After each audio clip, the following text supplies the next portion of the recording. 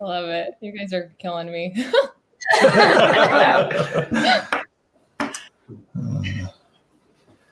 All right, 5 seconds. Dan, don't screw this up. All right. I gave him the restall. Yeah.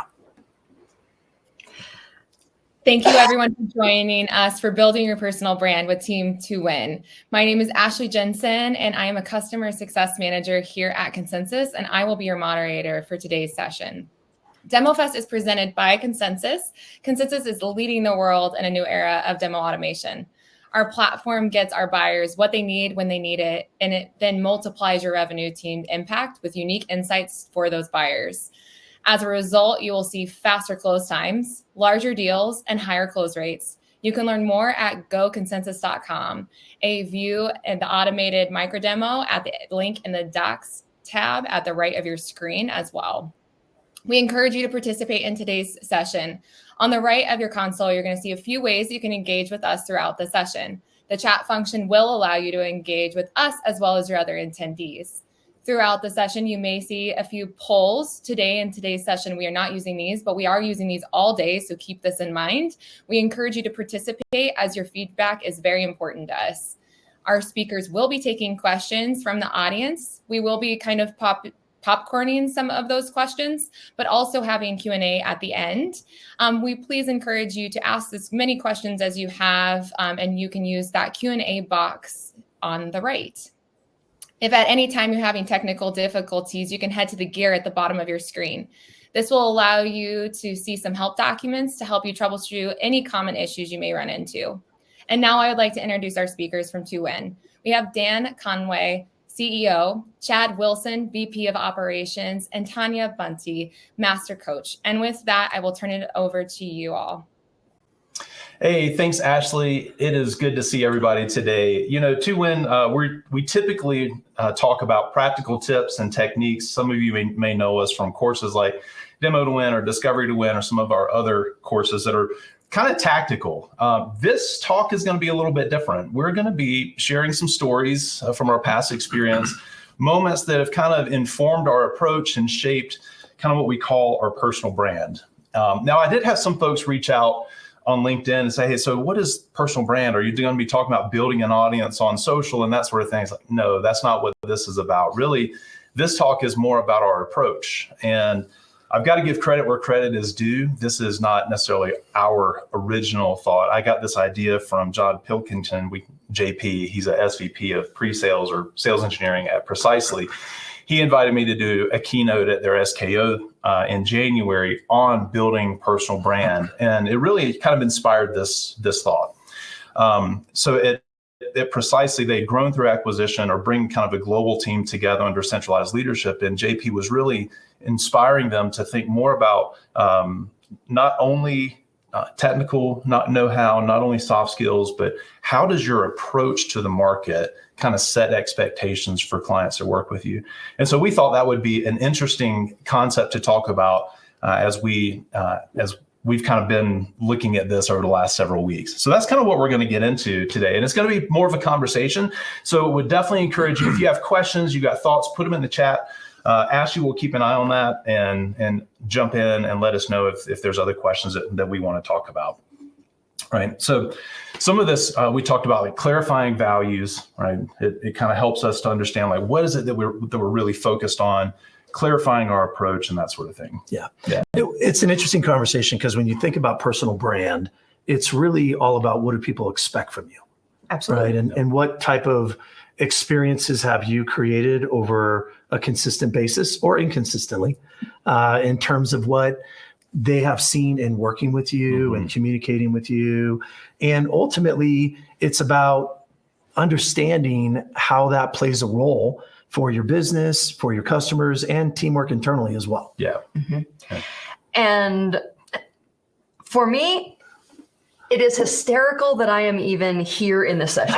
I just got to be honest, because I have never thought of myself as curating a brand. Yeah. I've never really thought about doing that as a thing to do. Yeah. I've just been myself. Yeah. Well, that doesn't, I mean this in all the right ways. It doesn't surprise me at all that you haven't thought about building a brand. But the thing is, you have a very distinct brand about you. There's a very specific set of experiences that I think you consistently deliver. And we were talking about that a little bit earlier, and it's very kind of you to say, but for those of you who might be thinking the same way that I was, can't I just be myself? Yeah. Yes, Yeah. that's absolutely what we're going to talk about It's as well. It's really all about that. Yeah. Yeah. It's about, for me personally, my personal attitudes, beliefs, and values are, I like to be helpful. Yeah. I like to be of service. So I joined and I volunteered for things that helped me stretch and grow. Yeah. That also aligned with how I'm just personally wired. Yeah. So What are some examples that from your experience where you've put yourself in a position to help or kind of illustrate these values, and what difference did it make?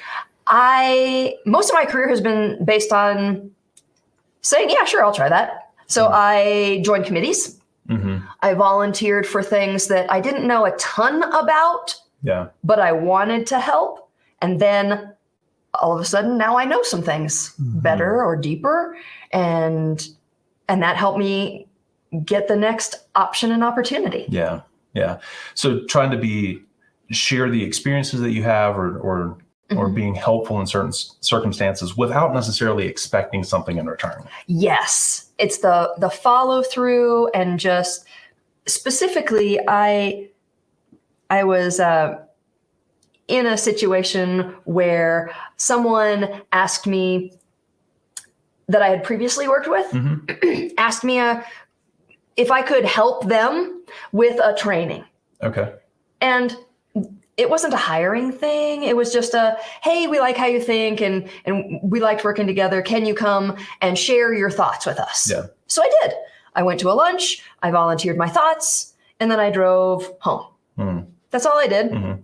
And they called me on my way home and said, we really loved your thoughts, but it's a lot.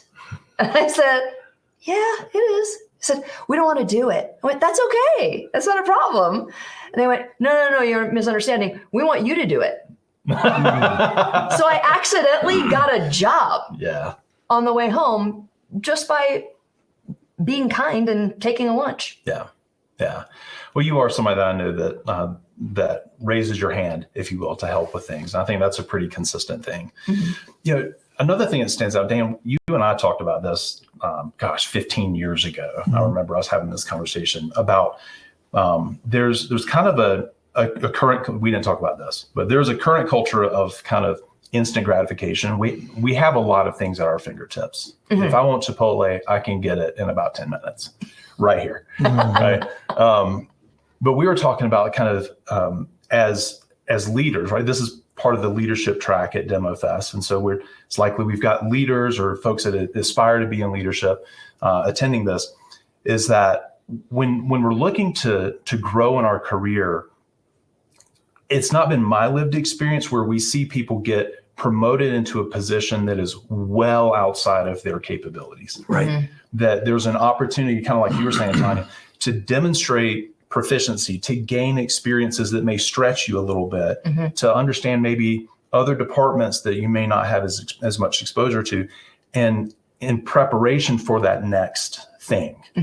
And that you grow into that based on being willing to be part of projects and committees and those sorts of things to stretch your experience. Yeah. Well, I think your brand is earned, right? I mean, you look for opportunities.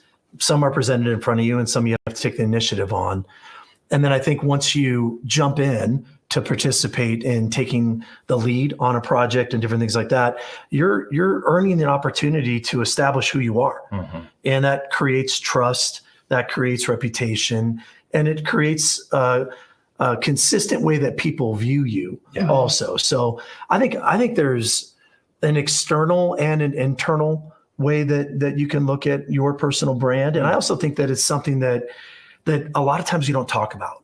It's kind of can be a bit of a weird conversation. But if you sit back and ask yourself, how are you perceived? Yeah. And have you ever taken a 360 review? Have you ever got feedback across up and down to really understand how people look at you and what your reputation has built or continues to build over time? Mm-hmm. Yeah. And asking others for feedback is a great way to determine how others perceive you. Mm-hmm. And that can be hard to hear sometimes. Yeah. Because you can't just have it be an echo chamber. Yeah. It has to be people that you work with and respect so you can hear the feedback. So that's a challenge. You Yeah. need to be able to hear the feedback. But we were talking earlier about maybe cross-functional, Mm-hmm. not Absolutely. just the people that are your colleagues that you work with well and all of that. But if I'm a salesperson, how do the contracts people see me? Right. If in pre-sales, how did the rest of the sales team view working with you? What kind of reputation and brand have you built Yeah. as a team member? How does marketing view you? Different things. And then, of course, ultimately, your customers. Right. Yeah. And I think the hard part about this concept is that it's easier for us to talk about the positive things that we've learned, Yeah. but there's also negative things. I remember some of the hardest feedback that I ever got was as a second level leader on a 360 that I did, is they asked a question from two different perspectives. Like the way I answered is, do you want to be personally known and do you want to know your team personally? And I was like, that's very important to me. And my team rated that as, I don't perceive that as important to Chad at all. And so I was like, ouch. I didn't know it's that. heavy. It's heavy. Right? I didn't know that. And so at that point, like the brand that I had built was like a hard charger. Like if the hill needs to be taken, I'll take it. Mm-hmm. And that was a good part of it, but it came at the expense of some personal relationships. I really had to work on that to fix that. That's the beautiful thing about brand is it is something that evolves over time and you can shift and adapt when you do hear the feedback. Yeah. When you understand one part and you say, you know what, I want to be a little different than what I didn't know I was projecting. Yes. Yeah. And it happened with us too in events where you're the calm, cool, collected type. Mm-hmm. I have been called by workshop attendees a human cartoon, A little more expressive. a than I little am. more expressive. Yeah. And my energy can kind of overwhelm. Mhm. And so my feedback that I get that I continually try to work on is modulating in that direction. Yeah. Especially when we coach together. Yeah. And I have to lift it Mhm. in those situations because of the differences. But there's also been times where we've been teaching together. You and I have a very similar approach. So I don't see where we deal with this dynamic very often, but Tanya and I do, in that there's been times where I've tried to move in your direction or you've tried to move in my direction and it just didn't work. Just got weird. Because it's like, it Not wasn't okay. as authentic. No, it's Right. not authentic. And now we're off brand. Yeah. And people feel that. Yeah. They're like, whoa, what is happening here? Yeah. That's not, Yeah. So I think there are a couple of takeaways here, and then maybe we'll move on to another story is, I think what I'm hearing is be authentic to yourself. Yes. Know how people perceive you and what is important to you, what you value, and how you're being perceived. Mm-hmm. And for you personally, I was hearing, raise your hand, volunteer, try to be helpful, put yourself in a position to learn more than you learn right now, not to get anything in return. Whether I'm currently being compensated on it or not, Yeah, not in a being taken advantage of way, sure. but With appropriate boundaries. yeah, absolutely. But more often than not, that leads to opportunity eventually. That initiative usually does. It Yeah. does. Yeah. Has for me. Okay. All right. Let's move to another story. So Yes. I'm going to go back in time when I was an SC. Young Chad. Young Yeah. Chad. We won't talk about how far back in time that was these days. So I was back in time. So I remember this was the first kind of like breakthrough opportunity that I had. We were chasing a deal. It was a big sheriff's office in Georgia, well into the seven figures opportunity, but we're chasing it. We don't know anything about them besides the RFP that we responded to. So it's a 3-day demo. I'm the only SC there. So I've got 3 days ahead of me of working through this script. And then we've got several leaders that are there to support us. There's an auditorium of 300 people. And the first hour in the script that they told us to do is a corporate overview, which I did. In which everybody who's taken Demo to Win is now cringing hearing that you did that. That's what I did. Yep. Mm-hmm. Yes, We did. That's what I did. Well, that's what they told me to do. And admittedly, we talk about this in our workshops. It's hard sometimes when there's a script, when there's a consultant, and there's certain ways you have to navigate it. Yeah. Mm-hmm. So I'm 30 minutes into the first hour and looking at the agenda ahead of me, and it is not going well. I just remember feeling very nervous and like, I do not want to do this for 3 more days. We got through that, right? And thankfully there was a break after that. And so the team that was there all gathered. And Dan, I remember you were like, wow, this isn't going well. Yeah, I mean, as an audience member, right, a part of the team, but when you're watching that opening, you know when it's going well, and when you're building momentum and when it's not. Yeah. And that was one of those where I think collectively as a team and as a group, we felt like we were probably in trouble. Yeah. Did you feel it when you were doing it? I definitely felt, I felt like I was in trouble. It's like, I'm doing a really good job at the thing we plan to do, and it's absolutely the wrong thing to do. Yeah. And that happens all the time where you have to adapt. Yeah. So you recognized it as a team, as an individual. What do you do? So we chose to change the next section without asking permission. Okay. And so as we started, I don't remember exactly what the next section was supposed to be, but I remember as we got started, I invited the leadership team to come down front, and I started to whiteboard out their business processes. Who are the leaders of every function, and how do they work together, and what are the key challenges? All the things you should do in discovery that we didn't have an opportunity to do because we were locked out. And then the consultant interrupted and took me back to the script, and we just had chosen that we're just going to let them know, I hear you. I will make up my time somewhere else in the next 3 days. And in fact, it's funny how you remember things from so long ago. That was at least 15 years ago, maybe 18 or 17.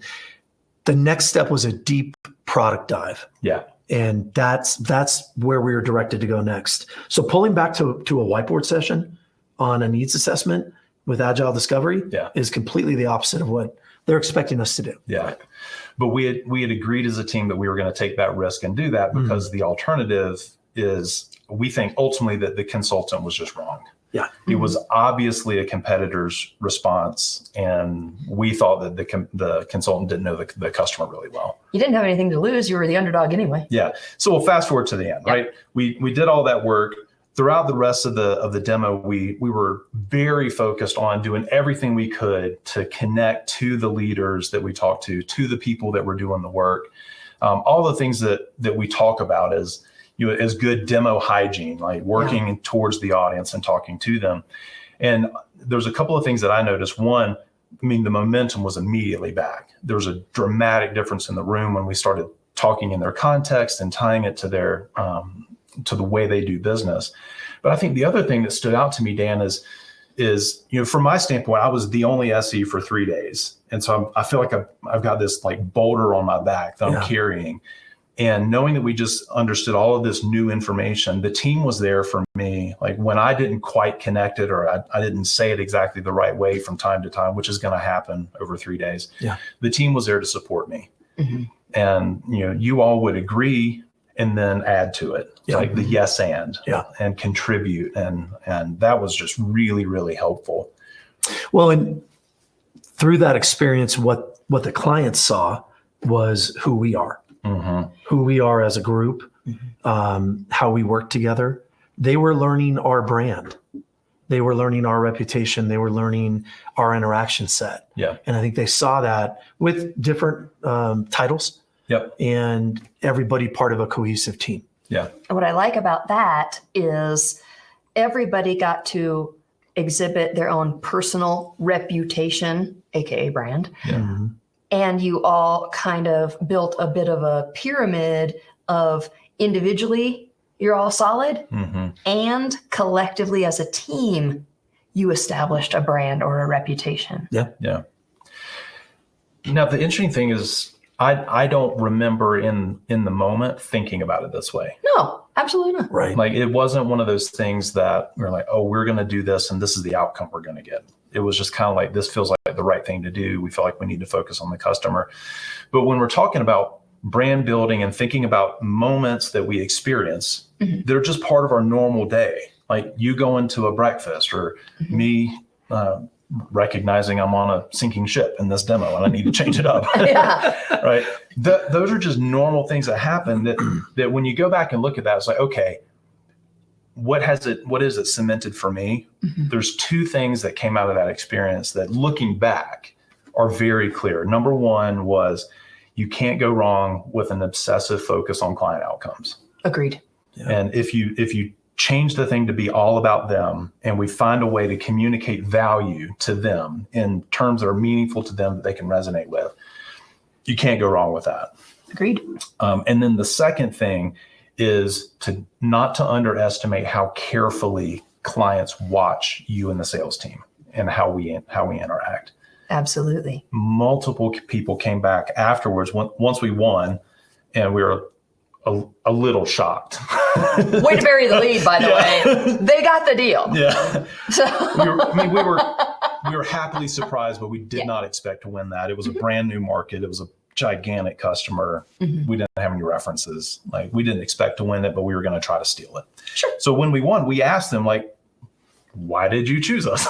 Cool. What happened? So yes, they did talk about handling their business issues. But the thing that stood out to me is multiple people said, hey, we watched how you and your team interacted with each other in service of solving our challenges. And we just felt more confident that you all were going to be able to work with us the right way throughout implementation to be agile and solve problems as it comes up. Yeah. That's so great. At the end of the day, that experience that evoked an emotion for them was the trust building. Yeah. Right. It was the trust building of what is it going to be like when we're working with you? What about when something goes wrong? Yeah. Right. Yeah. And I think we didn't know at that time we were expressing our brand, but that's because that's who we were. Yeah. Right. And so when you unpack it, it's interesting to recognize the important variables there. That actually was the key moment that won the deal. Yeah. If you took 1 hour in 3 days, that was it. that was it. Yeah. Right. Yeah. Well, let's land the plane. I saw Ashley pop on just a minute ago. There might be a question. So Ashley, while you kind of come back on, the thing that I'll make as we kind of open up for a question is this is not necessarily something that was unique to us. Right? Yeah. We get an opportunity to see people do this all the time. Yeah. I think it's just the recognition of it and trying to get to the root of why did that experience turn out the way it did. Agreed. So Ashley, I want to turn it over to you. It looks like we may have a question or a comment. Yeah, thanks, Chad. So Tony actually asked, how do you approach the personal branding activities without feeling too self-serving? Do you want to talk about that? We talked about that. We did a little bit. Hi, Tony.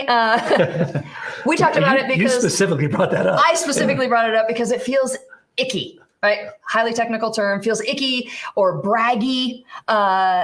Those are my Midwest words. Yeah. So I really try to do what I think's right. I always stick with, just like you can't go wrong with being client service oriented. It's my attitudes, my beliefs, and my values, and whatever choices I need to be making that align with those, that establishes and reinforces my reputation. Yeah. AKA my brand. Now, a series of those moments and those occurrences then creates how people see you. Yeah. Yeah. Yeah. Tony, does that answer?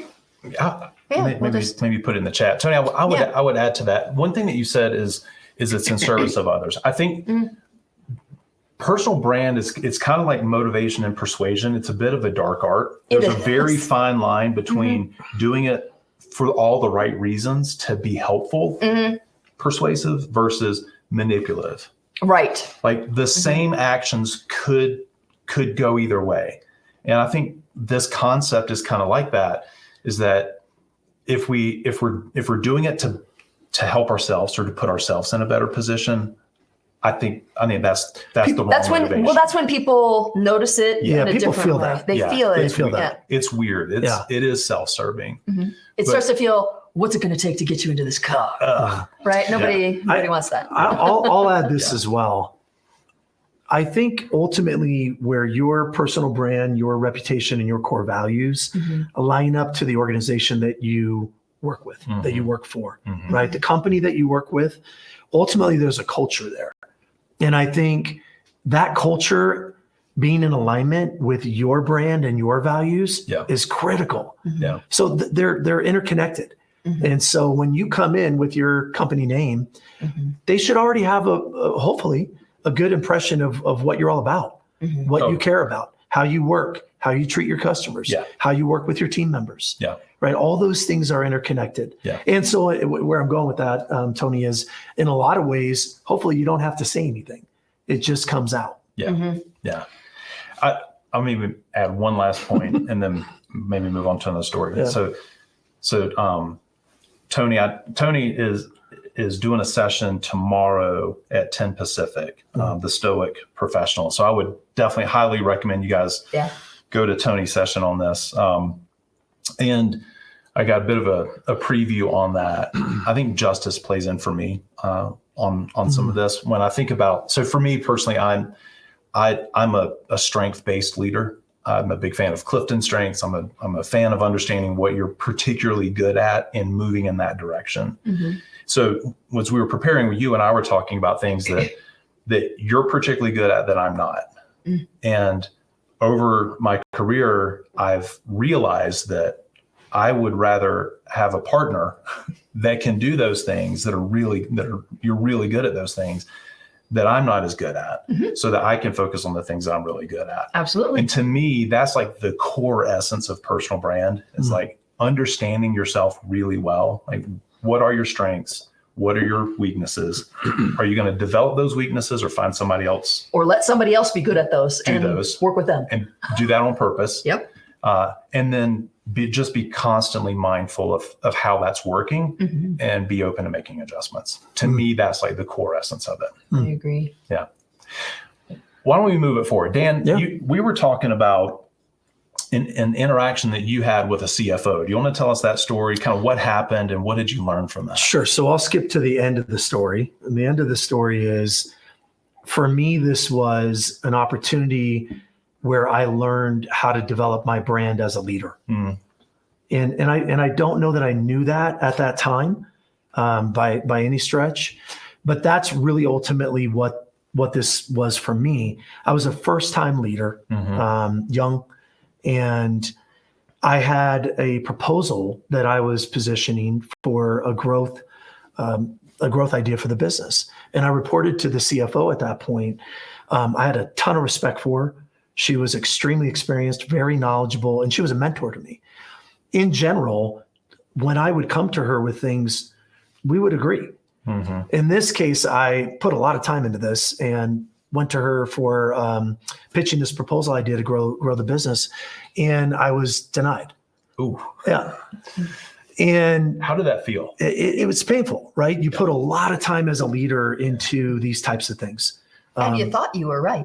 Yeah, I mean, you're coming to the table with what you think is a well thought out, comprehensive, set of thinking, and oftentimes you spend weeks or months preparing for this kind of a thing. And for me, when I was told no, when I matched that with my level of respect for her and understanding of her wealth of experience, I walked away from that experience saying to myself, I have a choice right now. How do I want to react to this? And often you react, you're upset and you go down a different path. For me, I made an intentional choice to absorb what was happening and try to seek to understand why it was happening. Yeah. Because of the other data points of her experience set, value, all these different things that I respected. So what that taught me was, the truth is she had access to information and experience that I didn't. And it taught me the value as I moved on in my career and in leadership of consensus and taking information from the team in order to then come to the table with ultimately the right decision. If she would have taken my advice, it would have been the wrong thing to do. And so that was a leadership lesson for me, young in my career, that I learned. And ultimately, that became a part of my brand. Yeah. That has become a part of my style. Yep. I would agree with that, because that one moment cemented for you, if I'm hearing you right, that you wanted to be curious and seek to understand, and it made you collaborative. And I feel that as a team member, especially in a leadership role. Yeah. Well, I mean, even to the point when we're in a buying motion, we're looking to buy software or services or whatever it is. Yeah. One of the things that I tell people if I'm like running a project is like, they'll ask, who's the ultimate decision maker? That's Dan. Is Dan on board? Yes, he is. So don't underestimate the importance of that, or don't overestimate the importance of that. Right. Yep. That's not the most important thing. The most important thing is that my peers are all on board. Absolutely. Yep. And there's choices. If you're not on board, we're not doing it. Yeah. Yep. And we've done that in the past, right? And so I think when you think about building your brand, it is an intentional choice on things that you care about. It does come back to your core values. Yeah. It comes back to your character, and it comes back to you deciding how you want to be as a person, as a team member, as a leader, and with your customers. Yeah. So there's a couple of things just kind of practically that I'm drawing out of that. One is for you, not that everybody needs to be a collaborative leader or seek to have consensus. We've all worked for some that are not. That are not. It's like, And they're also high performing teams. Sure. absolutely. Sure. It's not like a right or wrong. This is the right approach. This is the wrong approach. But it was a formative experience that has shaped the way that you lead. Yeah. And that's something that you recognize. And for those that are maybe second, third level leaders that work for a CEO, knowing how you make decisions makes it way easier for me to get things done, because I know you're going to ask my organizational peers. Yeah. Well, that's. I know I have to do that work before I try to close the deal with you to get support on something. Which is that internal brand, right? Yep. Right. Yeah. We've all got those things we know about each other and the things we know about working with each other. Yep. And customers feel the same way. Totally. For sure. Yeah. Hey, Ashley, what's going on? So we have lots of questions in the chat, but I'll start with Ellie. So one of the things that Ellie wanted to understand was, are there aspects of the personal brand that you can put on paper, like a summary of yourself, or creating a visual representation like a logo? Is that important? What are the steps to creating something like a brand name, logo, value statement for yourself? Ooh, Man, deep thinking. I like it. Ellie, I like it as well. Yeah. So Ellie, I will admit you're running way ahead of me. You should probably talk to some other folks that are maybe further down on that particular topic. So I guess what I would say is that in a larger organization where you may not personally know everybody, I could see the benefit of advertising that brand to others. There's a person that I'm thinking of that is a client of ours. He lives he's Ghanaian, lives in London. He does an amazing job at this. He helps young people in Africa get into tech positions. And he advertises that aspect of what he does. He advocates it. He advocates for it because he works not only in a really big software company, but he also works with multiple nonprofits that kind of help support education and opportunities, internships.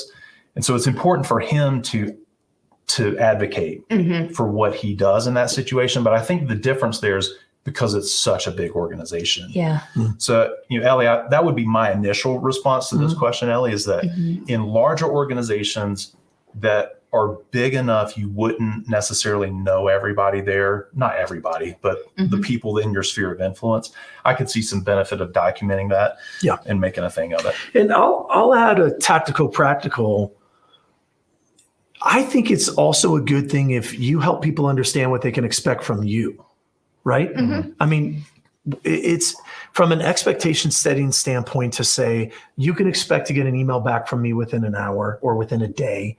You can expect me to give you honest, truthful answers. You can expect me to, seek to understand what you're truly trying to solve. Yeah. I think expressing your core values and what your brand is and what clients can expect and what team members can expect is a great thing. Yeah. I like that. Well, particularly the core values. I think, and that's where even if you don't write it down or make a logo about it, people will see that. Yeah. You know, For you know what? For good and bad. yeah. Yeah. For good and bad. That's true. Right. That's the thing is brands there's positive and negatives. For sure. And so being reflective about what brand you're contributing towards. Yeah, definitely. What else is going on, Ashley? Well, Aaron, I think kind of summarizes up a little bit of what Ellie was saying, but he wanted to ask, what is more powerful, a team with individual brands or a team with a single brand? Oh, gosh. I think you should. I have one. I'll bet you've got I'll to go. start with this. Yeah. I love the question. One of the things that we talk about all the time at 2Win that we value is differences. Yes. Different styles, different personalities, different backgrounds, different belief systems. We value that. Absolutely. And we support that. And that brings creativity to the table. Yep. Right? I mean, so I think when I see the question single brand, I think there's aspects of core values that can be single branded. Yeah. And then there's aspects of differences coming from one brand, 2Win as an example, or Consensus, that have value in being different. Yes. Yeah. That it makes a more dynamic team with highly qualified individuals that work well together. Yes. Because you and I, when we teach workshops, there are companies and industries and teams that resonate highly with you. There are companies and individuals and teams and industries that resonate with me. Yeah. And that we all get them there. It's all still demo to win or discovery. Yeah. But we all get them there. It's just, how are we going to do that? And the outcomes they can expect from the brand Yes. Are this. yes. Right? Yes. Yeah. Yeah. We're still on the same page. So, Aaron, I was going to say both. I think the most powerful thing would be, well, it's intentionally, it's very clearly defined individual brands that are not necessarily homogenous. Yeah. They have a different approach, different backgrounds, different viewpoints that exist in a cohesive top level brand. Right. So we're all pointed in the same direction. At 2Win, we have a wow culture. We want to create wow experiences when people work with us, exceptional outcomes, highly tailored, consistent, scalable. Like all of those are kind of 2Win values in terms of what we deliver to the market. Right. But to your point, we have a very diverse team of coaches that can serve that wide variety. Yeah. And thank goodness. Yeah. Right. Yeah. And when you're, especially when you think about aspects like being a global organization, having and valuing those differences are really important. Totally. As part of the brand. Yeah. All right. All right, team. So Dean and Rodrigo kind of have similar questions, so I'm going to tie them into one. Dean would like to understand what are some indicators that you've established to create a good personal brand. And to take that a step further, Rodrigo would like to understand how can you even use that personal brand to convey yourself during the interview process? I love these questions. Yeah, Rodrigo, you are nailing it. Hi again. He was in my class last week. Oh, he was. Oh, really? Right. Little shout out. The sold out Tanya Bunting. Oh, stop it. I love it. Go for it. You want me to take it? Okay. Yeah. I'll take a first stab at it. Okay. So how do you know you've established a good personal brand? You're getting the outcomes that you want. You're getting the outcomes you want, and people are asking for you. Yeah. Right? If you want them to be asking for you. Yes.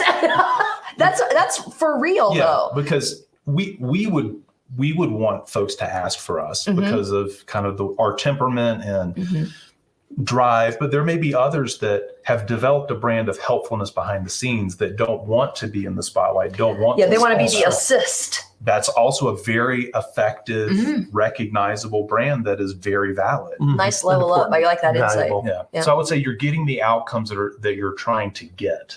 I like that. If you feel like I am spending myself, I'm exhausted, I'm unfulfilled, pretty good. Those are pretty good. And Overwhelmed. Those are probably good indicators that the thing you're doing isn't working to help generate the outcomes that are important to you. Now, there's a lot of reasons why that might be. I probably don't have time to get into all of that, but that's probably what I would say there.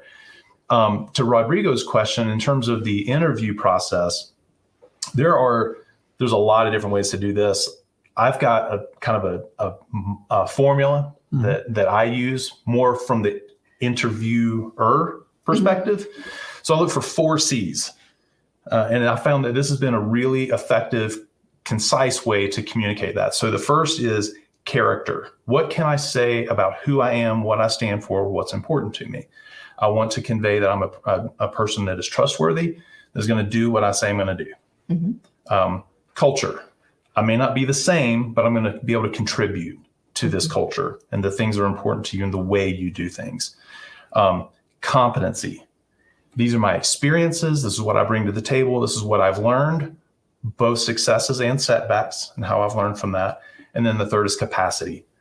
This is how I'm going to learn the things that I don't yet understand. And this is the amount of energy that I can contribute to this mission. So I found those 4 C's have been a really good summary around communicating like what somebody can bring to the table or what I can contribute. Yeah, I think those are great. I'd also add a real simple way to find out what some of the indicators are about you is ask people. Yeah.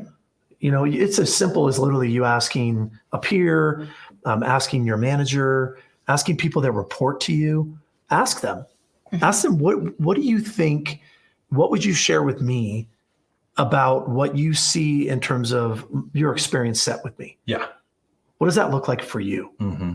I mean, there's gold there if you really want to hear it. Yeah. A lot of times people don't.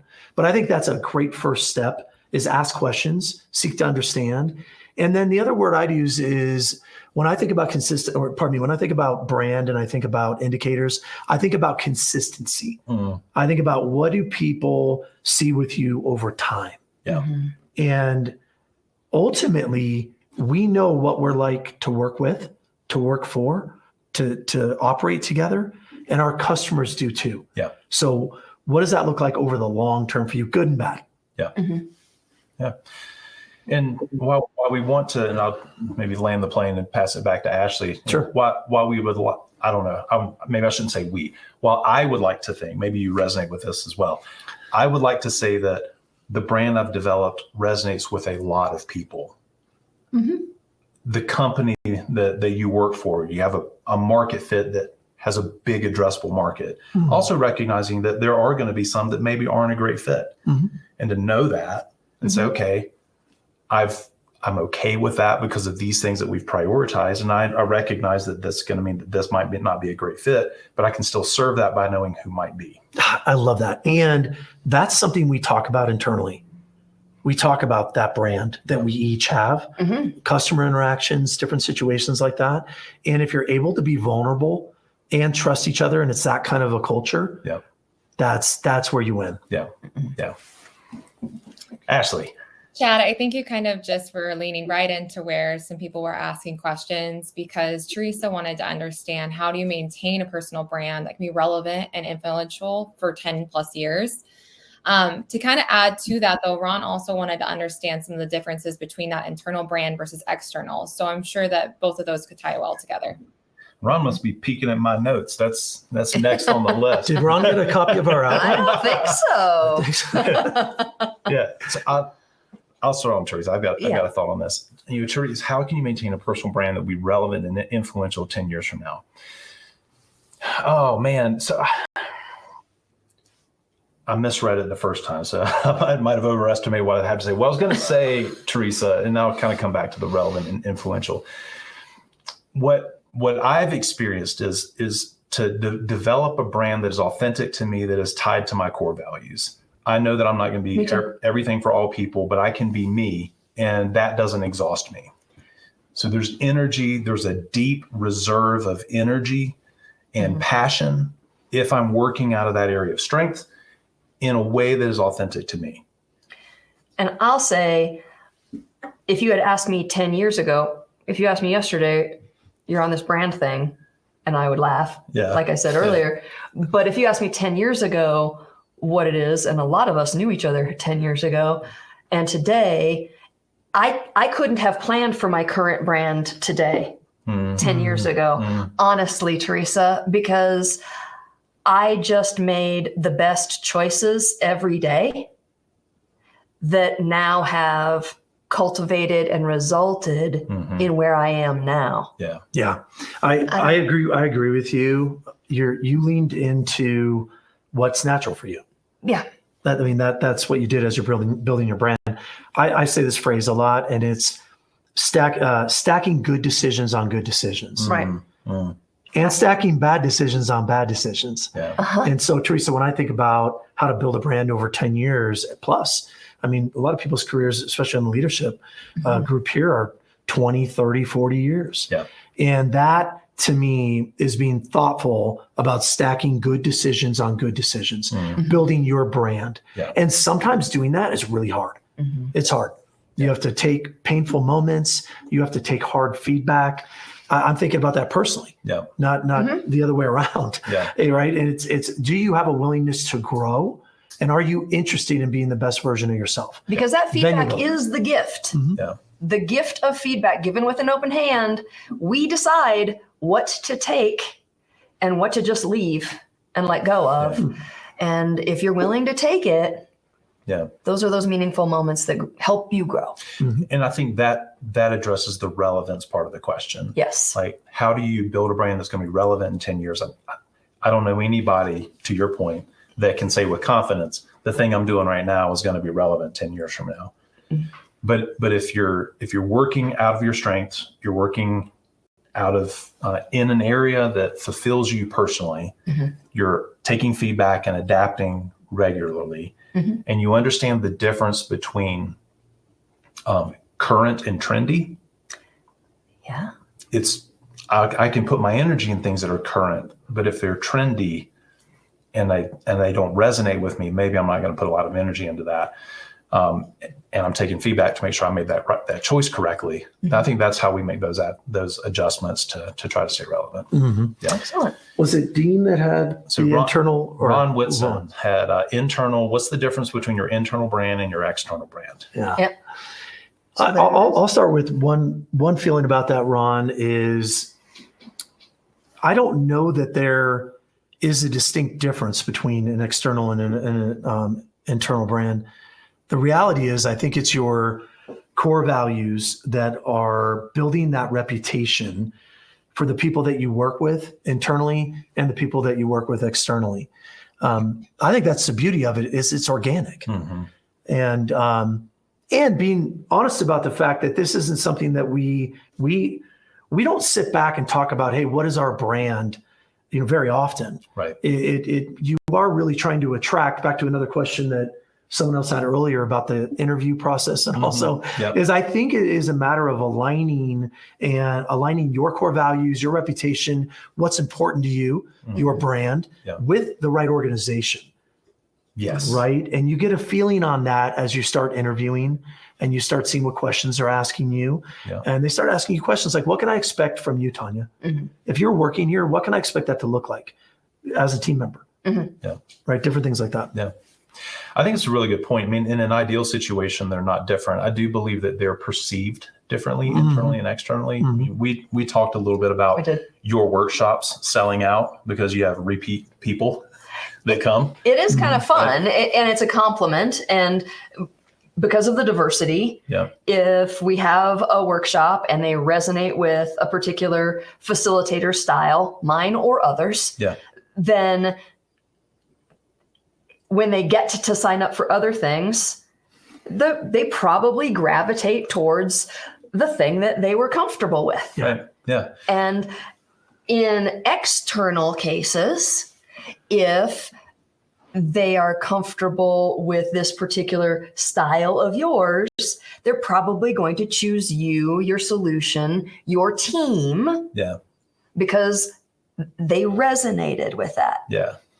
Well, we were all other things being equal. All else being equal, they'll choose to work with folks that they enjoy working with. And we were talking about this stat I think I first heard it from James Kakis in San Francisco. He was doing his talk.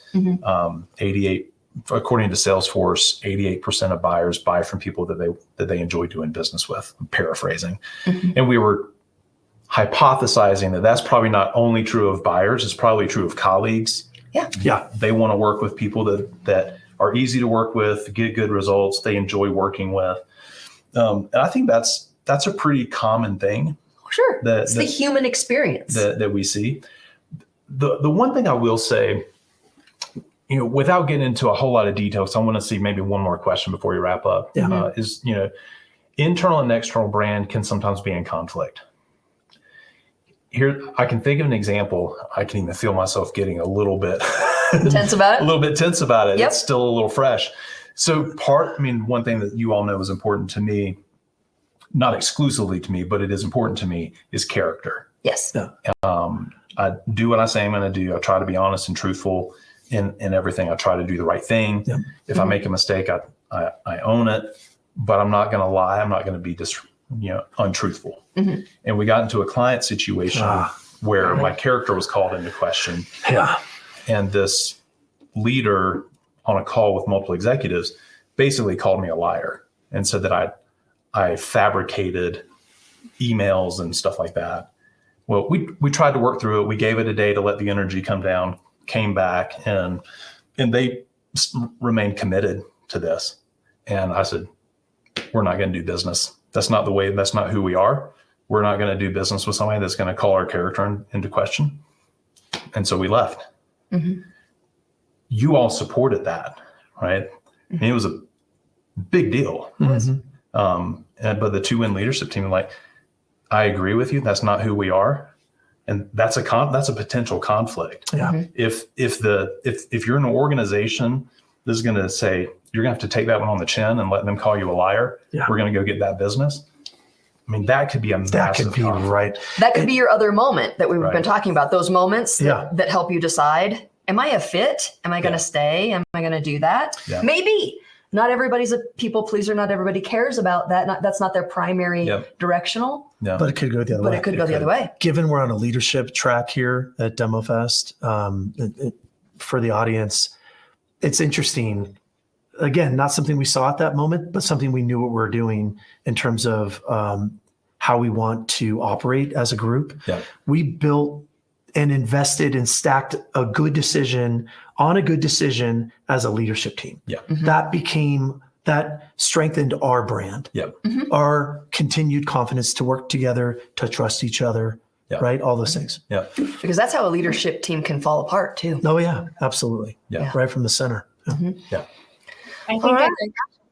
Yeah. I think a great question to kind of wrap things up here is David actually wanted to understand a little bit in alignment to that. How do you develop a portfolio of work for your brand that can also protect the IP of your employee? I